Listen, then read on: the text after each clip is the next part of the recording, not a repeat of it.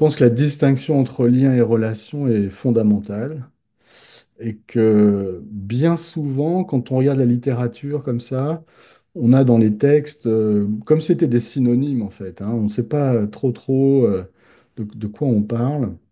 Et moi, je pense que c'est vraiment important de distinguer ça et de bien comprendre l'articulation entre les liens et les relations.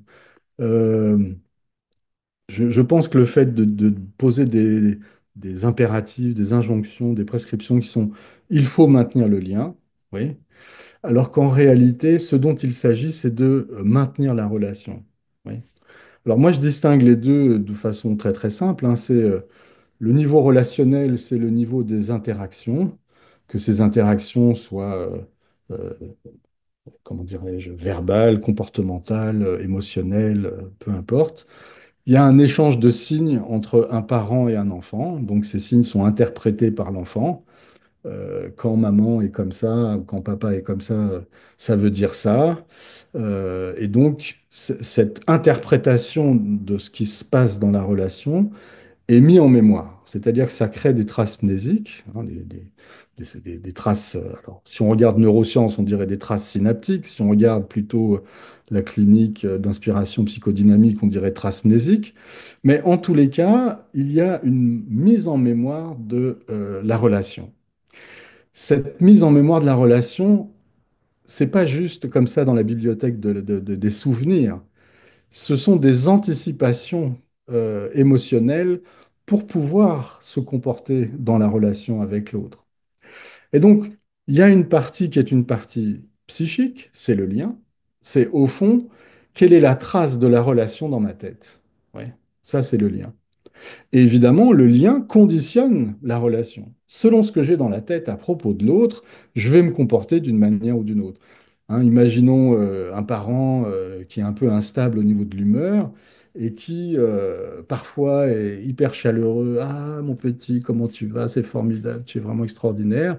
Et puis qui, d'une seconde à l'autre, peut se mettre dans une position totalement de colère, de rejet. Mais tu es vraiment un sale gosse, mais qu'est-ce que tu fais? Etc. etc. Et l'enfant, il comprend pas pourquoi tout ça change comme ça. Alors, d'interaction comme ça en interaction, l'enfant se prépare à ça. Il a des anticipations émotionnelles avec ses traces mnésiques et il va s'ajuster à ce fonctionnement relationnel. Oui. Donc, on voit bien que il y a un jeu qui va se passer où le parent va aussi interpréter les signes de l'enfant, les mettre en mémoire. Et lorsque mon enfant est là, très prévenant, non mais maman, laisse, je vais la faire la vaisselle, etc. Et qui devient tout gentil alors qu'avant il l'était pas, parce que lui, il a perçu qu'il y avait une instabilité de l'humeur. Oui. Le parent commence à dire, ah oui, d'accord, tu es en train de penser que je suis une mauvaise mère qui va péter les plombs. Et hop, ça déclenche la crise. Donc, on voit qu'il y a un ajustement relationnel qui est lié à ces traces mnésiques. Donc, maintenir des liens sans travailler les liens peut conduire à des catastrophes relationnelles, oui, à une aggravation du lien. Si on ne fait pas un réaménagement de ces liens, c'est-à-dire qu'est-ce que l'enfant a dans la tête à propos de papa et maman, qu'est-ce que papa et maman ont dans la tête à propos de cet enfant, et qu'il n'y a pas des réajustements, une autre façon de donner du sens à ces traces mnésiques, alors le maintien en relation est délétère, c'est-à-dire qu'on aggrave la situation. Oui.